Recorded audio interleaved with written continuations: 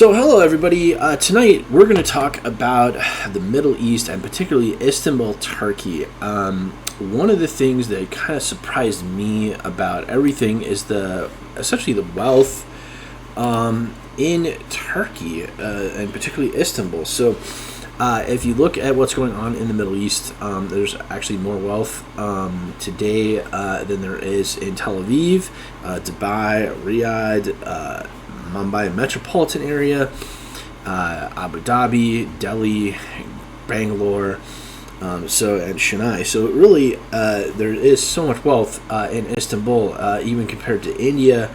And when you really consider it, it's just a huge amount of studies here to look at what's going on. So if you look at internationally, basically Istanbul is right here at number 53, wealthiest metropolitan area. You can see sometimes the numbers change. So here it shows Mumbai slightly more, and other areas show, but it's basically on the same level of wealth as San Diego, Baltimore, Riverside, San Bernardino, Charlotte, North Carolina, and other areas, Dhaka, Bangladesh, Sao Paulo, Brazil, and Melbourne. So they're kind of in the same ballpark as many of those really wealthy cities around the world. So I'd argue that one of the main reasons that it's so wealthy is basically the climate. It's a lot like California. In fact, it's maybe even nicer. Sometimes the weather there in Istanbul, as you'll see here, you can see it doesn't get down. It gets down to like 52 degrees or 48 degrees and up to 85 in the summertime. So, but basically, it's got the same metropolitan kind of feel as many of those other big cities, and it's actually got some. I was surprised in number of skyscrapers. Istanbul actually has more than Sydney. It has more skyscrapers than Moscow. It's about the same number of skyscrapers as Miami or Panama City or even Beijing. So that's kind of an interesting fact. It's actually got more skyscrapers. On the skyscraper index, it's actually higher up than it is on the wealth index, so that's something to think about. But as you look at the weather around the Mediterranean, basically the big bulk of this is really in Greece, Turkey, Italy, and Spain, of the really nice weather that you get around 70 degrees year-round, typical temperatures. So, and that does kind of extend down through the Middle East, and you can see there's some other areas, but this just gets too dry as you get out into here. Although the temperatures are very nice, it is very dry as well. And I wanted to kind of look at what's going on here.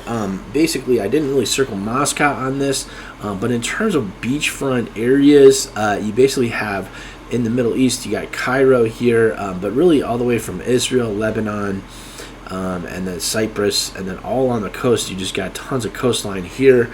Perhaps some of the most all in Europe. So of all the countries in Europe, maybe Spain, France, Italy are up there, in Greece, but really Turkey, because it extends all the way through here and around here, has a lot of coastline in the Mediterranean.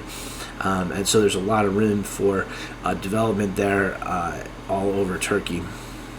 Now, I wanted to flip this around so you could just see how important Cairo is. It's just hugely important in Egypt along this map, as well as Lebanon, Israel, and the rest of the Middle East as you head out here to Kuwait, so you can kind of see how this all works.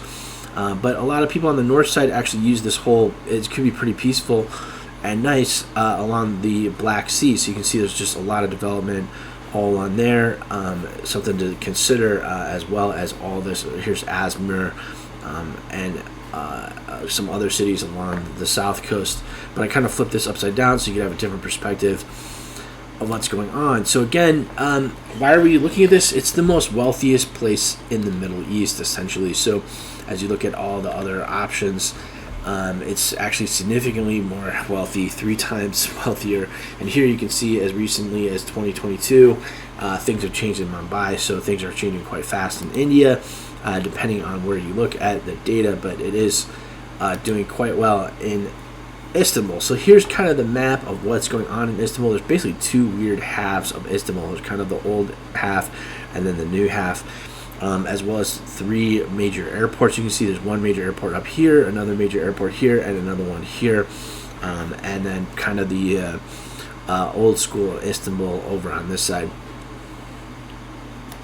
In terms of traffic, I would say that it really is beachfront on the south side. You can see that that's really heavy here, and you can see there's actually no traffic on the north side here, or very little traffic on a typical Monday day. So something to think about why that is, and basically that's because most of the downtown metropolitan area is in this region right here.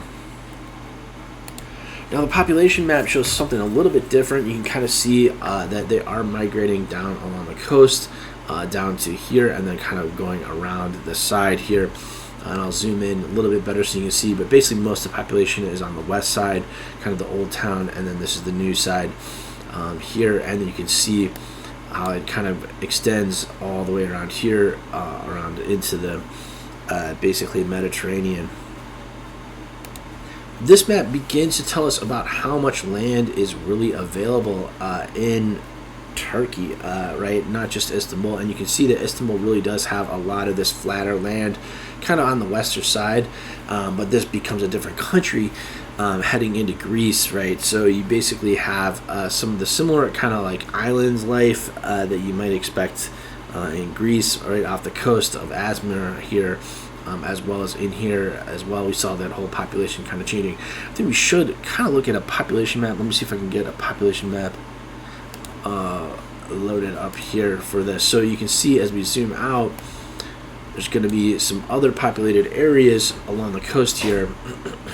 Sorry it loads a little bit slow for some reason. I think it's because it's uploading the video live right now. But you can see this is some of these towns like Izmir, Antalya, and so on. But it's actually very sparsely populated along the coast here, as well as up in here. So there's definitely some other opportunities to live outside of Istanbul that can save you some money. But it's something to think about that there's actually quite a lot of cities really close to Istanbul here, kind of on the east side of the town.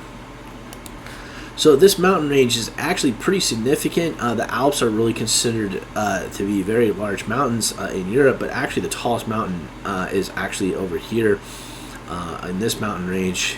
So actually this, you can see it's actually quite a bit bigger, the mountains, and this heads into the Himalayas. That's one of the reasons why. So this is kind of the start of the Himalayas, you'd say, and then it kind of dies off again and then goes up again here.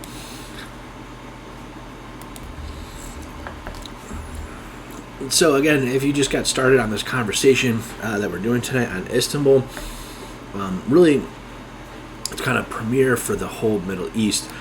As you saw on this data here, for Southeast Asia and the Middle East, basically Istanbul is way up there on wealth. So we wanted to kind of check that out and kind of look at some of these maps here. But here's the relief map, and you can kind of go into Europe and see. So this mountain range is actually kind of much more interesting in Europe, but maybe not as tall as the mountains over here.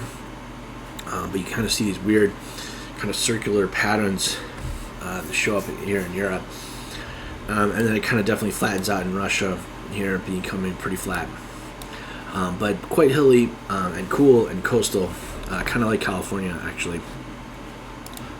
So this is the soil map for the region, and you can kind of see it does help you kind of understand what areas are similar to other areas, and you can kind of get an idea based on the soil. Sometimes that can be kind of an interesting way to understand the geography of the region, but you can see it's kind of almost floodplain on the south side here, and kind of better quality dirt if you anyway, so something to think about. And then here is the marine traffic map, and I think I diagrammed that out here so you can kind of see some interesting things. You see some ports that kind of evolve on the south side here, so it's not just right downtown, but you have basically quite a lot of passages through this whole channel, and then most of that kind of heading off east, and then actually kind of splitting here, so kind of really decisively on the east and west on that side. And then the power diagram looked interesting, especially down in here. So there's actually quite a lot of good power electricity on the south side. So if you are thinking about moving into Istanbul, You can even consider some other areas outside of the town. Definitely have electricity and quite modern. And you can see the population here is actually kind of interesting. It's actually heavier populated as you get out into Italy and other areas, and it actually is quite populated, of course, in Istanbul, but you can see along the coast here, it's actually maybe more populated than parts of Greece and even Croatia here, but pretty heavy population as you get out into Lebanon and Israel, as well as Cairo being kind of the main big chunk. So you basically have Cairo and then Istanbul and then Milan probably in those, and then Rome in terms of number of people, and then here's Athens right there. So it kind of gives you some idea of what's going on, and you can see that just there's a huge amount of people actually heading to Europe. So it's actually quite European here in the air traffic. It looked like almost everything was flying out to like Amsterdam at this time of day when I snapped this picture. Probably should grab another one. Let's just get another one right now to see what the live air traffic looks like. Let me take a moment to reload. So you can see, depending on the time of day, now things have kind of switched back, and there's still this kind of like block on one side of Turkey where you don't see much traffic. That's heading over Syria and some other areas, which there's kind of some conflict right now. But heavy traffic through the Middle East and basically Iraq, right? You can see there's quite a lot of people going into Dubai, and there's just massive amounts of traffic there. So it kind of makes you wonder what the wealth situation is in Dubai, with both of these images kind of showing heavy air traffic, but at this time of day it looked like a little more towards Istanbul. So actually Istanbul be the busiest airport in all of Europe at that time of day when that picture was taken. So something to think about. And then the weather is actually quite good, like we mentioned. That's one of the main reasons people do like it here. You get a little more rain than California, and you can see there's actually some lightning and some other weather patterns here. Not too bad on the earthquakes, but it is important to realize that there are quite a lot of earthquakes, especially in Greece and in this region. So there could be something serious happen at some point, something to think about. So I hope you enjoyed this whole study of basically one of the wealthiest cities in all of Europe and all of the Middle East. So it's basically got quite a lot of discussions here that you can follow up and kind of look at these maps. And I'll post them so you can take a look at them yourself. But I hope you enjoyed this study. Thank you so much. See you later.